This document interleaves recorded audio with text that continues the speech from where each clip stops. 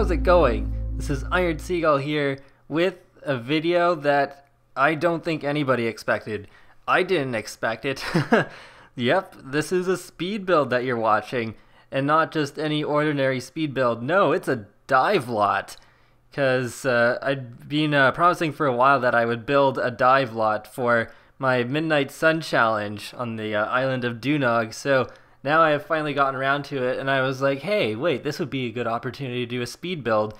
And since I'm not really a skilled builder myself, I don't have to worry about building a structure or anything, just making underwater look pretty, so it's good for me. So here I'm just making a little trench. I thought it'd be kind of cool to kind of have a sort of trench in the middle just to make it so it's not all flat or anything like that.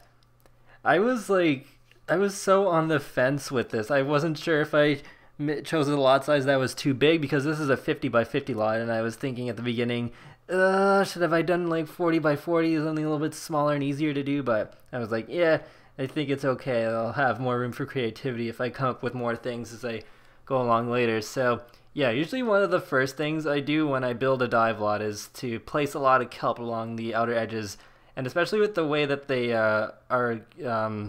how they're placed, and you can rotate them, you can make some of the kelp appear with outside of the lot boundaries, and I think that is a pretty cool thing that you can do, just so it looks like as if the lot doesn't really end on the edge there.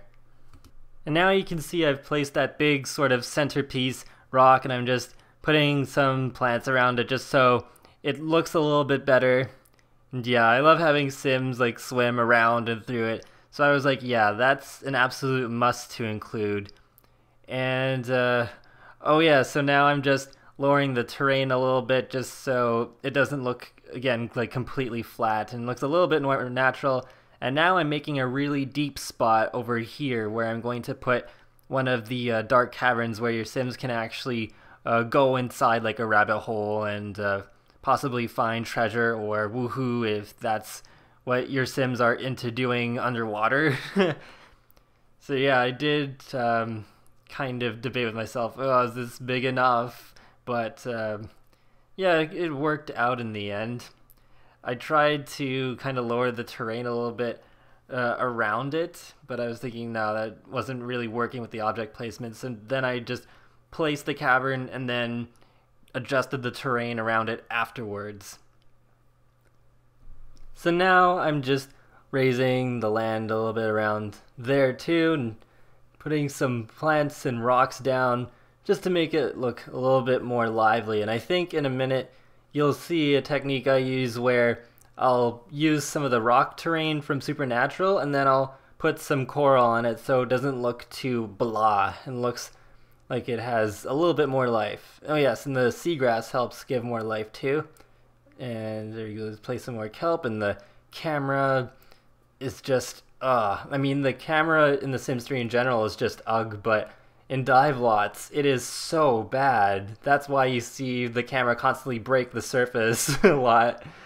I don't know what I'm, okay, I guess now I'm doing the terrain. Oh, okay, yeah, actually I'm putting the coral down first, and then I kind of darken it a little bit using the stone terrain from Supernatural. It's a really handy one. I think I've used that in pretty much every dive lot I've ever built. It's pretty handy. What am I doing now? Okay, so now I'm just smoothing the terrain a little bit. Oh, okay, I'm changing the requirements in the name for the dark cavern. I ended up lowering the requirement for the scuba diving skill to get into that to 2, because then I realized, well, the scuba diving skill takes a very long time to build. It seems like more than other skills, so I lowered it to 2 after I recorded this. And then I changed the treasure in the treasure chest there.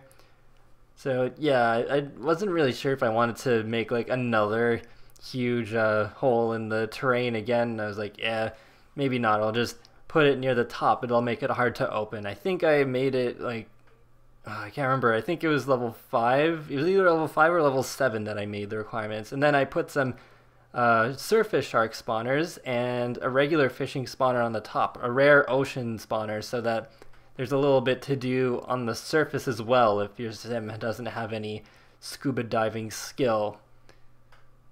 And okay, now I'm placing some spawners underwater as well, because yeah, if you go into buy debug and you go into the underwater objects, or not the underwater objects, the fishing spawners, then yeah, if you filter by Island Paradise, you can easily find all of those.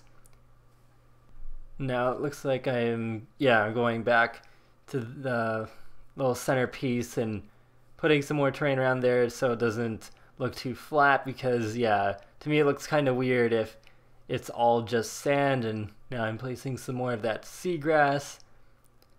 Yeah, that definitely helps give it more life, and it is good to use move objects on, because then you can very easily place a lot of seagrass close together and around kelp as well. And I haven't really had any routing failures with that, so yeah, there should be no worries about that. And I place some rocks. I think I move at least one of them later.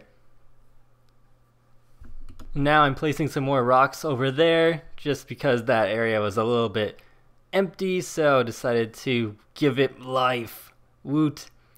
Okay, now I am starting to place some fog emitters with the different effects that you can put underwater to also give your dive lots more life. Because yeah, that's definitely cool, because even though it is nice to have a lot of fish that you can catch, once you catch all the fish, then the dive lot will look dead if there's no fish swimming around. So it's good to have some decorative ones as well as the light rays, because that is a really nice graphical effect that I like in video games. Okay, now I'm just scrolling around. What was I doing here? Oh, okay.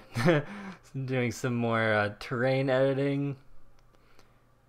Yeah, I mean, it's kind of difficult to sort of decide the order in which to do stuff, especially after you've gone a little bit far in. It's not like, oh yeah, I'm building a house, so I'm going to put up the walls and then the windows and then the roof or something like that. Oh, okay, now I kind of raised the terrain a little bit because I realized, oh hey, we have like a big hole in the ground, but we don't have anything that's really raised. So I thought, okay, well, I'll put one by the centerpiece rock over there, because there wasn't too much to it other than the kelp back there. Okay. I'm just zooming in and out of the water. Oh yeah, I placed another ocean light rays fog emitter. I don't know if it really makes a difference to have more than one, but I added more than one just in case. And now I'm adding some wreckage, because since this is like a dive lot, and the whole story with the Midnight Sun challenge is that Johnny and Tracy got shipwrecked here, I thought, oh, maybe we can have a few remains of the actual ship that they were on that ended up getting wrecked. So yeah, it's a little bit more realistic that way. I think at this point I was trying to decide if there was any other distinguished things I could put in there, any cool decorative things, and I decided to put this object called Into the Future in there, because I was like, oh, maybe that could be like another random effect from Freezer Bunny Man for my Into the Future Let's Play, traveling into the future so much so that it kind of causes some things to go kind of crazy, and then have some random objects appear in the present. So yeah, that's another one, because another example of that was the Plants vs. Zombie flower appearing on the island a part or two ago. And now I'm placing some more kelp because I thought there just wasn't enough. And now I'm adding some more terrain. Yeah, you can see I'm like darkening the coral a little bit by placing some of the stone terrain, and then I moved that rock a little bit because I noticed the edge of it was hovering a little bit, so I was like, oh, right, I should probably correct that. Now I'm adding some more stone terrain along the edge there. Yeah, it looks a little bit more believable in my opinion when you do that. And I'm just scrolling around seeing what else I can add, and I think, yeah, here is where I use the different terrain. I think that might have been, oh no, it's the Into the Future terrain. I was thinking it was a different one I used, but nope, that was from Into the Future. It's not a bad one to use either. And then add some more stone terrain from Supernatural. I think it was, yeah, it was around here where I was sure how much is too much, so I kind of painted some, and then I undid some, and then redid some, again. At this point, I'm almost done. So this took a little bit over 40 minutes to build. So yeah, I can just see me scrolling around the lot finally, and I'll do some more cinematic shots of it before we end off the video. Oh yeah, I forgot to mention that car. Yeah, that's also supposed to be part of the wreckage, and be like a car ferry.